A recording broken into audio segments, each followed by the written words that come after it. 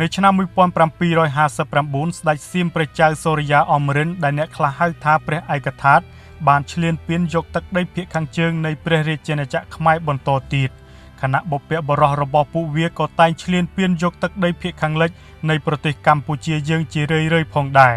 ស្ដេចសៀមព្រះចៅឯកថាតក៏ថែមទាំងប្រទានគោរមងារសៀមដល់មេដឹកនាំខ្មែរនិងមេដឹកនាំគួយនៅខេត្តស្រុកភាគខាងជើងនោះផងដែររួមមានមេស្រុកគោកខណ្ឌត្រូវបានតែងតាំងជាលួងសុវណ្ណមេស្រុកសង្ឃាត្រូវបានតែងតាំងជាលួងពេជ្រមេស្រុកបន្ទាយសម៉ត្រូវបានតែងតាំងជាលួងសុរិនបតី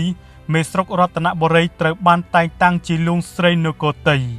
ព្រះចៅសូរិយាអម្រិន្ទឬព្រះឯកថាតនេះថែមទាំងតម្រូវឲ្យមេស្រុកឬចៅមើងទាំងនោះនាំសួយសារអាគរទៅថ្វាយក្រុងស្រីអយុធ្យារៀងរាល់ឆ្នាំផងដែរនេះគឺជាការពង្រឹងអំណាចត្រួតត្រាក្នុងដំណាក់កាលថ្មីមួយទៀតដែលរាជការក្រុងស្រីអយុធ្យាលោភលន់ចង់បានទឹកដីប្រទេសខ្មែរយកធ្វើជាទឹកដីរបស់ខ្លួន